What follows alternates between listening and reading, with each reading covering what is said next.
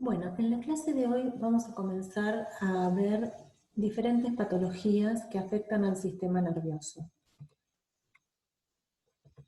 Ustedes saben que el sistema nervioso tiene ciertas características. Por ejemplo, una de ellas es que tanto el encéfalo como la médula espinal se encuentran, el encéfalo dentro del cráneo, la médula dentro de la columna vertebral, lo que hace que, por supuesto que esto es por protección, pero que ante cualquier mecanismo inflamatorio o aumento del volumen, que puede ser, por ejemplo, por una hemorragia, por un aumento del líquido cefalorraquídeo, hay siempre o un tumor, hay siempre un efecto de compresión, es decir, el tejido no puede expandirse. Entonces, además de lo que lo está afectando en ese momento, esa compresión también va a afectar a las neuronas. Con respecto a otras características especiales, podemos nombrar que tiene una autorregulación del flujo, que eso ya lo vieron seguramente en fisiología, ciertos requerimientos metabólicos, ausencia del sistema linfático, la circulación especial dada por el líquido cefalorraquídeo, una limitada vigilancia inmunológica, y ciertas respuestas características frente a lesiones o a curación de heridas. Por otro lado, las neuronas, que ustedes seguramente las vieron también bien en fisiología y en anatomía, tienen características que les son propias. Una de ellas es que son sumamente sensibles a la hipoxia. La otra es que no pueden dividirse, no realizan mitosis. Y vamos a ver acá, en algunas patologías se ve claramente que tienen una vulnerabilidad selectiva, es decir, que se afectan determinado tipo de neuronas. Entonces, tanto estas características de las neuronas como las características generales del sistema nervioso central lo distinguen de otros tejidos y lo hacen particularmente más vulnerables a ciertos procesos patológicos. Bueno, acá vamos a hacer una referencia a cuáles son las reacciones neuronales básicas frente a una determinada lesión, que esto se relaciona un poco de lo que vimos en la primera parte de la materia, y está bien desarrollado en el libro, así que lo pueden leer de ahí, pero básicamente las reacciones de las neuronas son las siguientes. La que se denomina lesión neuronal aguda, que esta es la lesión característica que sufren las neuronas frente a la hipoxia o la isquemia, también a ciertos tóxicos y algunas infecciones. En realidad se llaman neuronas rojas porque así se presentan luego de que realizamos, o se tiñen, digamos, de este color, cuando se utiliza la hematoxicilina más eosina. Bueno, además hay otros cambios en las neuronas, además de teñirse específicamente, como por ejemplo que disminuye el tamaño del cuerpo nuclear, la pignosis, la desaparición del nucleolo. Esto también puede darse cuando se observa la necrosis por coagulación. Y es una de las lesiones más características que ocurren en el encéfalo. La lesión neuronal simple, que se denomina degeneración, generalmente es el resultado de un proceso patológico progresivo de larga duración, también lo vamos a ver en diferentes patologías, que afecta a, como decíamos al principio, un determinado tipo de neuronas, y esto siempre está generalmente acompañado de gliosis.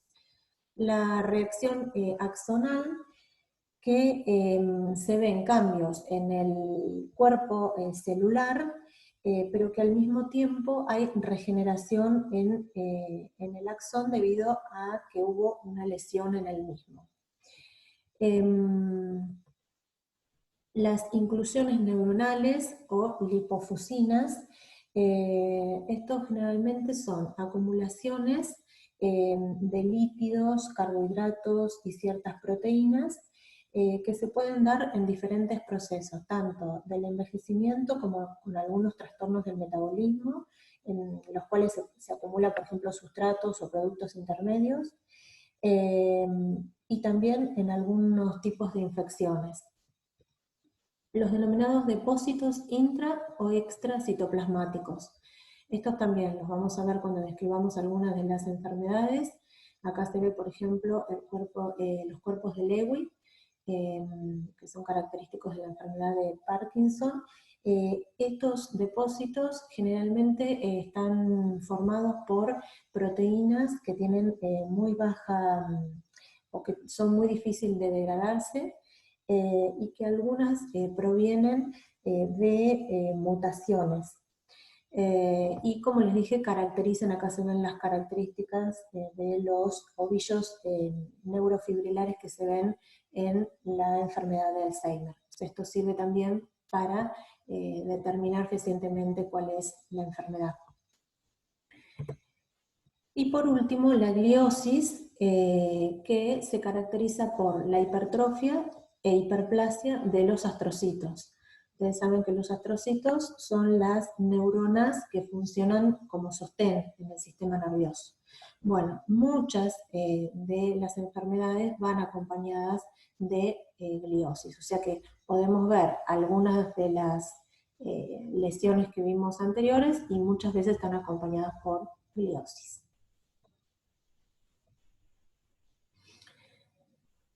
Bueno, patologías del sistema nervioso. Acá vamos a hacer una descripción, una especie de clasificación, y les voy a ir diciendo cuáles son las que vamos a abordar en este año. Enfermedades vasculares, que no vamos a abordarlo directamente, pero acá ustedes ya tienen, digamos, las bases, porque lo vieron en clases anteriores. Ya vieron lo que era un ACV, los tipos de ACV, y por otro lado también vieron edema, las consecuencias obviamente que las pueden deducir cuando este edema ocurre en el encéfalo, pero los conceptos los tienen de clases anteriores. Traumatismos no lo vamos a ver este año, malformaciones tampoco, infecciones tampoco, o probablemente alguno aborde algo en algún tema del taller. Desmielinizantes, sí, las vamos a ver. Degenerativas, también las vamos a ver. Neuropatías periféricas, no lo vamos a ver. Patologías que afectan a la unión neuromuscular, sí lo vamos a ver. Epilepsias y convulsiones también, y migrañas no. Vamos a comenzar entonces con las que denominamos enfermedades desmielinizantes. Ya como les dice el título, lo que va a estar afectado acá va a ser la mielina, que generalmente tiene una preservación relativa de los axones. Esto a veces cuando la enfermedad avanza ya se afectan también los axones, pero obviamente que al estar afectada o lesionada la mielina, afecta a la transmisión del impulso. Cuando uno habla de enfermedades desmielinizantes, en realidad se incluyen varias patologías que tienen justamente esta característica de estar afectada la mielina, pero nosotros vamos a desarrollar la esclerosis múltiple. La esclerosis múltiple es la más frecuente de todas las enfermedades desmielinizantes, y se la puede definir como un trastorno que está caracterizado por episodios concretos de déficit neurológicos separados en el tiempo. Esto es porque es una enfermedad donde se caracteriza por brotes, es decir, los pacientes tienen signos y síntomas de la enfermedad durante un determinado tiempo, luego estos desaparecen y vuelven a aparecer. Y lesiones en la sustancia blanca separadas en el espacio, es decir, que esta afectación de la mielina está entre axones que tienen mielina normal, por lo tanto también puede afectar diversas partes del sistema nervioso. Bueno, con respecto a la epidemiología, es una patología que por lo general se diagnostica entre los 20 y los 40 años. Muy raramente hay diagnóstico en niños o en pacientes añosos. Tiene el doble de prevalencia en las mujeres y tiene un aumento de la prevalencia a medida que nos alejamos del Ecuador. Esto se ve en esta gráfica, en este mapa, donde vemos que las zonas más afectadas con esclerosis múltiple son zonas alejadas del Ecuador. Esto es un análisis epidemiológico, es decir, estadístico, y que se ha tratado de dilucidar la causa y no se ha llegado a nada concreto, pero podría estar relacionado con que hay menor exposición al sol y por lo tanto una disminución de la vitamina D que actúa además como antioxidante, ¿sí? Con respecto al mecanismo fisiopatológico, lo primero que tenemos que decir es que no está establecido de una manera clara y concreta. Sí, se saben que hay diferentes factores que predisponen a la enfermedad.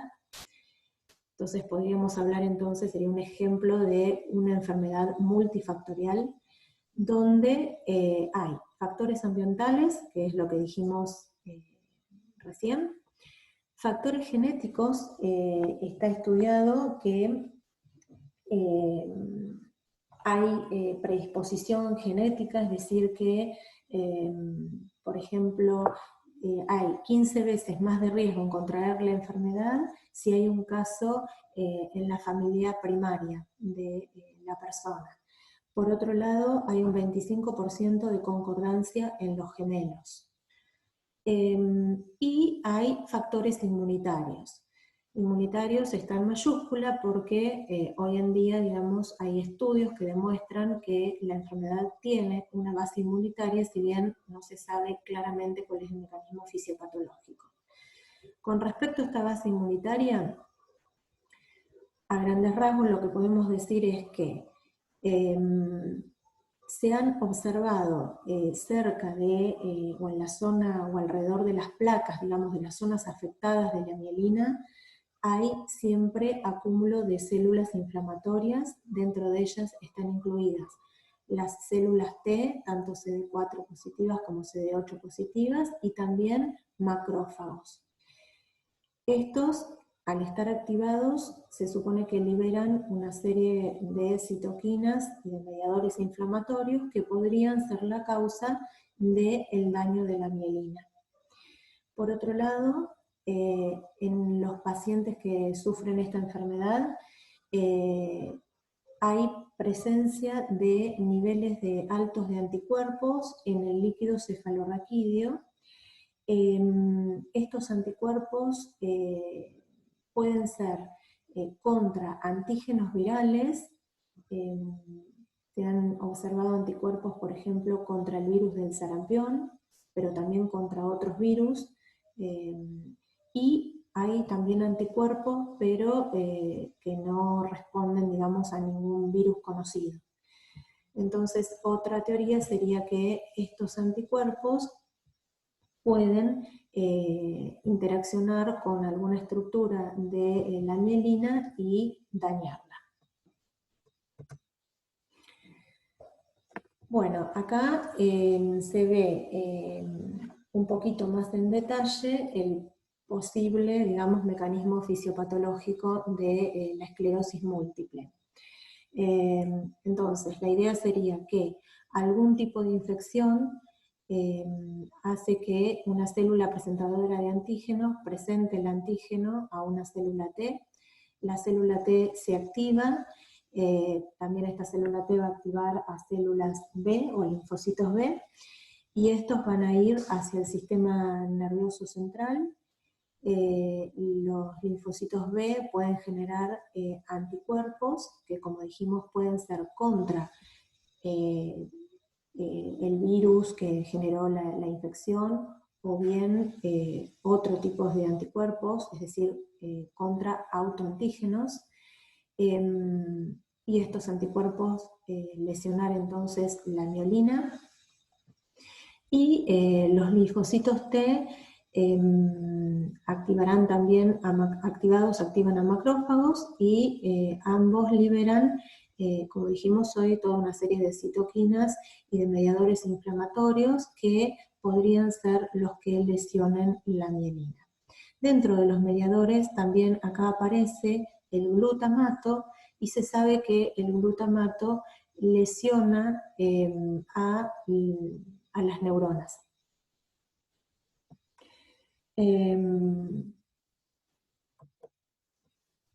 Bueno, con respecto a la anatomía patológica, macroscópicamente, que esto generalmente se ve en las resonancias magnéticas, se ven lesiones salteadas, como dijimos, en el espacio, que serían las placas, que son las zonas que se observan de color más oscuro.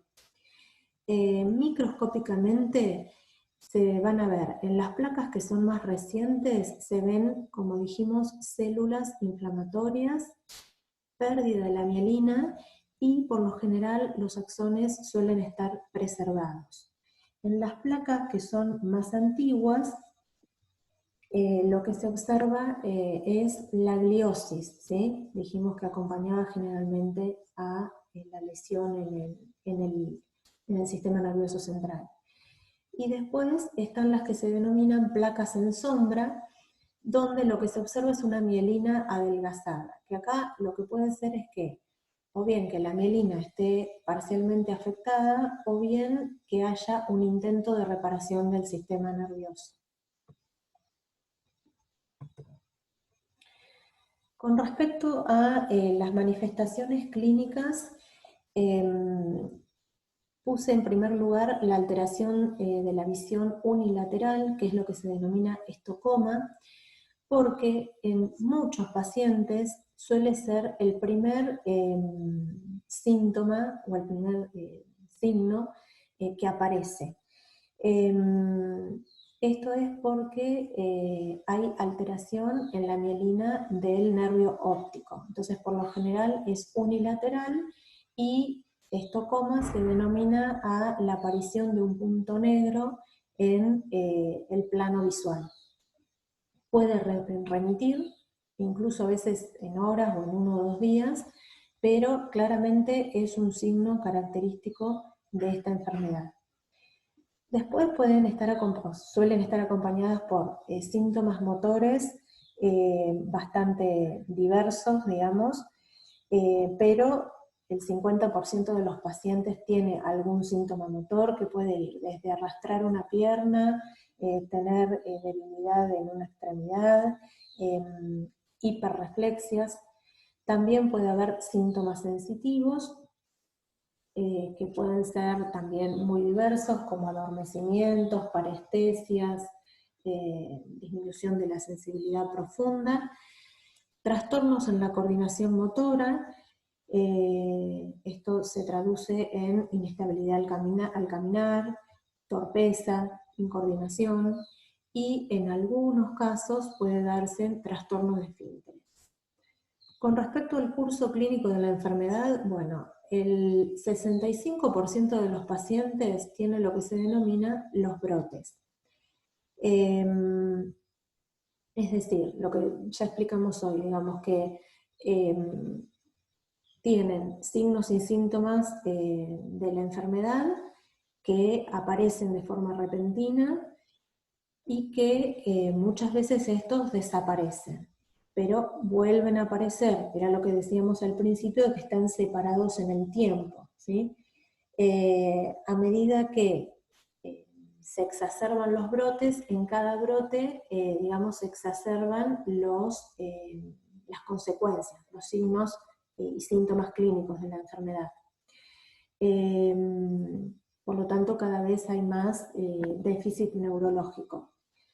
El 15% de los pacientes tiene una enfermedad que es lentamente progresiva, o sea que se va progresando en forma lenta, y el 20% de los pacientes tiene lo que se denomina la forma benigna o el curso benigno, que se da con un brote y que luego remite completamente o quedan con alguna incapacidad mínima, y esto es bastante común en los pacientes más jóvenes. Con respecto al tema de los brotes, también, digamos, ¿qué es lo que hace que aparezca el brote? Nunca se sabe bien, pero a veces en los pacientes está relacionado con algún, por ejemplo, con el estrés, con alguna inmunosupresión. Y también la idea es que probablemente hoy se sabe que el sistema nervioso tiene lo que se denomina la plasticidad, es decir, puede ser que pueden llegar a hacerse otras sinapsis y de alguna manera poder revertir la enfermedad, pero luego vuelve a afectarse la mielina y vuelve a aparecer el brote. Bueno, con respecto al diagnóstico, como dijimos hoy, de lo que se veía en las imágenes que aparecen en la resonancia magnética, fíjense que en un 90% permite el diagnóstico de la enfermedad. El líquido cefalorraquídeo por la aparición de los anticuerpos, ¿sí?, de inmunoglobulinas. También se suelen hacer los potenciales evocados, sobre todo, digamos, para ver la parte visual. Potenciales evocados es un estudio que lo que hace es generar un estímulo determinado, conocido, y es un patrón, digamos que en el caso de ser la parte visual la que queremos estudiar, fíjense que lo que se le hace mirar a la persona es un tablero de ajedrez y fija la vista en el centro de la misma. Entonces, para esta imagen aparecen potenciales que se registran con electrodos colocados en la cabeza y aparecen determinadas ondas que son características para esta imagen. En el caso de los pacientes que tengan esclerosis múltiple, afectado obviamente el nervio óptico, los potenciales evocados se encuentran modificados. Por lo general lo que se ve es el enlentecimiento en la aparición de las ondas características. También puede haber aplanamiento en las ondas. Bueno, y también se puede hacer tomografía, generalmente se hace tomografía computada, no tanto para el diagnóstico, sino para eliminar la posibilidad de que haya un tumor. Porque fíjense que todos los síntomas que tiene este paciente en un principio pueden ser compatibles con la presencia de un tumor. Entonces, para descartar el tumor se hace tomografía computada. Bueno, y el tratamiento, entonces, generalmente son pacientes que son tratados con inmunosupresores, por lo que dijimos que hay una intervención del sistema inmune, por corticoides, pero también por su actividad inmunosupresora, y diversos fármacos para tratamiento de la sintomatología, como puede ser el dolor o, por ejemplo, la incontinencia urinaria.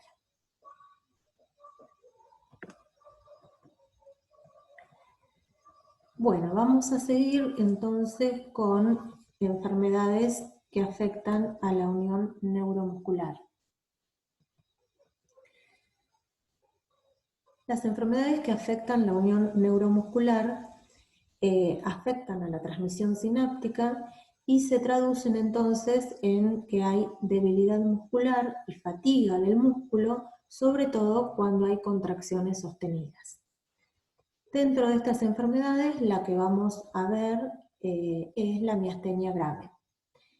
En la miastenia grave lo que se ve es que hay una disminución del número de receptores de acetilcolina en la membrana postsináptica de la placa neuromuscular, y esto es debido a que se fijan sobre estos receptores anticuerpos específicos.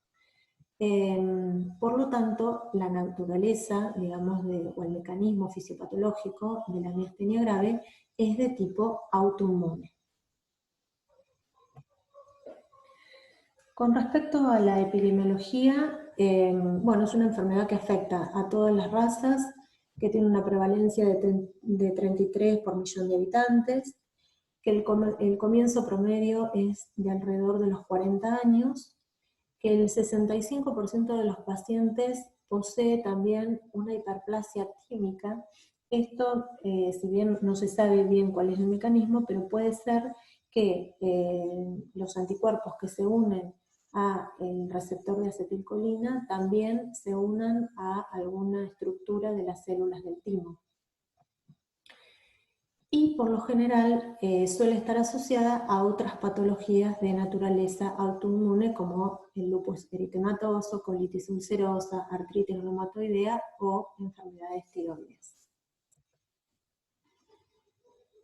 Bueno, el mecanismo fisiopatológico entonces ya lo dijimos un poco al principio, y es la presencia de anticuerpos antirreceptor de acetilcolina que se unen específicamente a este receptor e impiden que la acetilcolina interaccione con el mismo. Pero además de esto, se ven cambios en la unión neuromuscular, o sea, o en la placa motora, con, fíjense, disminución de los pliegues y de las hendiduras sinápticas. Bueno, que la causa de la enfermedad es la presencia de estos anticuerpos, además se ha demostrado porque, por ejemplo, si uno inyecta estos anticuerpos en un chimpancé, aparecen los signos y síntomas característicos de la enfermedad. Sin embargo, la cantidad de anticuerpos que tenga un paciente no se correlaciona de manera directa con el grado de la enfermedad, ¿sí? O sea, puede ser que no haya una correlación directa. Las manifestaciones clínicas son básicamente la disminución de la fuerza luego del ejercicio, la fatiga muscular en las contracciones sostenidas, reflejos que disminuyen luego de la repetición, y uno de los signos más comunes de la enfermedad, digamos al principio de la enfermedad, es lo que se denomina la ptosis asimétrica. La ptosis es cuando hay un párpado caído, generalmente es asimétrico, porque se afectan los músculos extrínsecos del ojo. También estos pacientes pueden tener disartria y disfagia. Esto es porque puede haber afectación de músculos vulvares, también pueden tener voz nasal por afectación de estos músculos, puede haber afectación de músculos de la lengua, de tríceps, de cuádriceps. La enfermedad se caracteriza por tener diferentes grados, de grado 1, que serían los que están menos afectados, que generalmente lo que presentan es la ptosis, y el grado 4, en la cual los pacientes tienen ya afectado la contracción del diafragma, y por lo tanto tienen alta mortalidad, porque generalmente los de grado 4 no responden bien a la farmacología, mientras que los de grado 1 responden mejor a los fármacos. El diagnóstico, bueno, se realiza haciendo una exploración física, donde, como dijimos hoy, se hace la exploración, por ejemplo, de los reflejos, estos disminuyen a medida que los repetimos, la contracción disminuye, la contracción repetitiva, luego también es muy utilizado el electromiograma. El electromiograma consiste en estimular el músculo y registrar las contracciones de acuerdo al estímulo. Bueno, obviamente en los pacientes cuando este estímulo es repetitivo, las ondas características de contracción muscular van a estar disminuidas. La determinación de anticuerpos, ¿sí? Que como dijimos, puede ser incluso que haya pacientes que no se detecten los anticuerpos, pero por lo general estos aparecen, y lo que dijimos, no siempre tiene una correlación directa con los signos y síntomas del paciente. Y una tomografía computada para descartar el timoma, que como dijimos hoy, entonces está muy relacionado con esta enfermedad, la aparición de un timoma, y bueno, si en el caso que aparezca, se extirpa realizando una cirugía.